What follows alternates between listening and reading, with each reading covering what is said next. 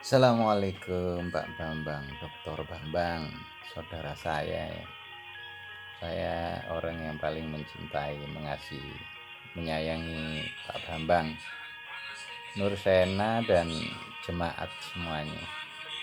Karena apa saya selalu memperhatikan apa sih sebenarnya yang menjadi sesuatu yang missing dari pengetahuan jenengan tentang hebatnya sejarah-sejarah manusia terdahulu sampai pada keputusan jenengan bahwa Nabi Muhammad SAW itu tidak ada, atau Islam itu bukan lagi menjadi agama yang harus dianut, sampai jenengan putuskan bahwa Islam itu sebenarnya tidak ada, otomatis Allah juga tidak ada. Nah, inilah perkara yang saya sangat sayangkan, sehingga saya selalu mengikuti video-video jenengan. Saya perhatikan dengan seksama, ternyata missingnya itu adalah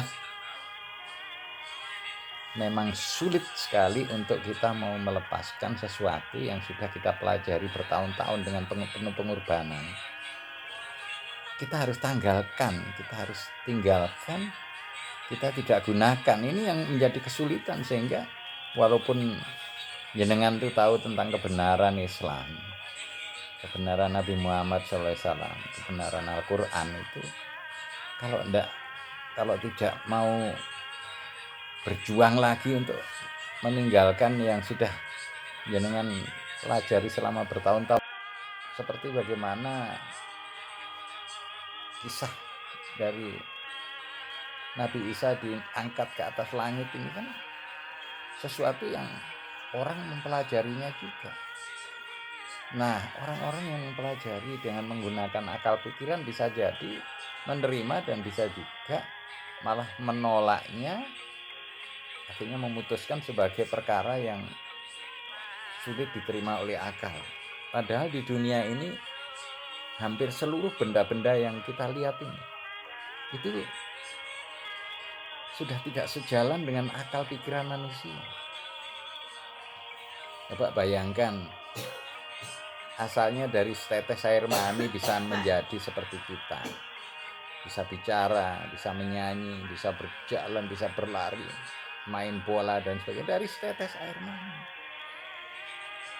Kemudian makanan itu bentuknya seperti itu, tapi bisa menjadi tenaga, bisa menjadi kekuatan untuk orang mengangkat barbel seberat 150 kg. Ini kan perkara-perkara yang luar biasa. Tapi kenapa kok orang yang hari-hari melihat peristiwa-peristiwa yang sebenarnya spektakuler itu tidak dijadikan perkara yang memberatkan hati mereka untuk mengakui akan keberadaan Allah Subhanahu wa Ta'ala yang memang sulit sekali untuk diterima dengan akal karena tidak pernah dilihat. Dan itu telah menjadi keputusan dari Allah bahwa Allah tidak bisa dilihat oleh manusia saat ini, karena sudah menjadi ketetapan sebagai ujian juga kepada manusia. Nah, siapakah di antara manusia-manusia ini yang bisa taat dengan perintah dari Allah yang tidak dilihatnya, menjanjikan perkara-perkara yang enak-enak kalau kita sebagai manusia ini mau taat. Siapa sih orang-orang yang mentaati Allah itu, yang lebih dahulu daripada manusia yang kebanyakan di permukaan bumi ini? Ya, para nabi dan rasul. Semua para nabi, para rasul itu muslimin semuanya, menyerahkan diri kepada Allah dengan ketaatan yang total, penuh, tanpa punya beban. Jadi tidak ada beban, ikhlas menjalankan apa saja yang dikehendaki oleh Allah. Itu ikhlas, itulah para nabi dan rasul.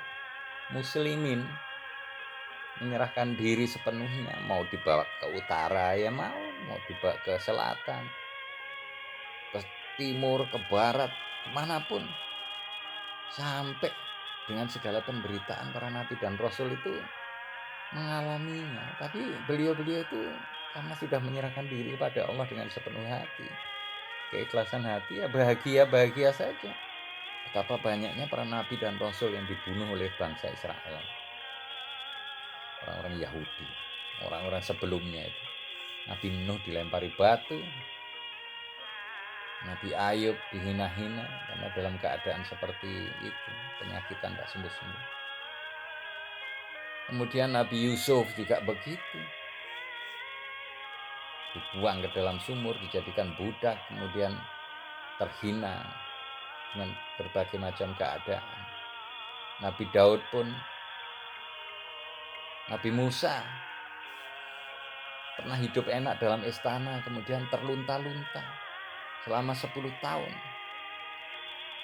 Berguru kepada Nabi Syuaib itu karena dibuang oleh orang Mesir karena sempat membunuh seorang pemuda Mesir yang berkelahi dengan bangsa Israel. Kemudian dibela oleh Nabi Musa. Nah, ini ada kisah-kisah yang diceritakan oleh Allah melalui malaikat Jibril kepada Nabi Muhammad SAW. Sehingga kalau ada orang mengatakan itu kan cerita-cerita dari Alkitab, selama cerita di Al-Quran itu sama dengan Alkitab, maka ayat-ayat di Alkitab itu adalah sisa-sisa dari firman-firman Allah. Tapi kalau sudah tidak nyambung dengan Al-Quran atau tidak sesuai dengan yang di Al-Quran, berarti itu sudah bukan firman Allah. Itu Pak Bambang, Dr. Bambang. Jadi semua video-video saya ini dengan maksud baik supaya Pak Bambang bersama jemaat, bersama kita semua ini berjamaah masuk ke dalam surga. Karena Islam ini memang agama yang telah diputuskan oleh Allah sebagai agama terakhir. Tidak ada lagi agama setelah Islam. Kalau sebelumnya orang-orang itu hanya diperintahkan untuk bertauhid saja. Yang banyak kegiatan-kegiatan ritual keagamaan itu ya Nabi dan Rasul. Kalau pengikutnya itu asal yakin aja dengan Allah, bahwa Allah itu Esa, Maha Kuasa, Maha Hidup, Suci, Maha Kekal, abadi, Maha dengan segala-galanya, mengikuti bagaimana arahan dari Nabi dan Rasul Allah, itu sudah dijadikan kelompok orang-orang yang beriman, ahli-ahli surga. Nah, kita ini termasuk dalam golongan orang-orang yang kesentuh terkena risalah Nabi Muhammad. Jadi udah enggak ada pentingnya lagi kita mau membahas Nabi Isa, ajarannya begini, apalagi Yesus Kristus yang hari ini dikultuskan oleh banyak orang-orang yang mau santuy, mau santai, enak-enak saja. Padahal nanti pada ujungnya itu Yesus menjanjikan perang. Ada perang naga karena surganya diserang iblis. Kemudian diprank. Ternyata nggak ada dia di sana, itu nggak ada. Kenapa yang disalibkan itu namanya Yudas? Zong jadinya PHP. Itu pasti kejadian. Kenapa? Ada ancaman dari Allah di dalam Al-Quran.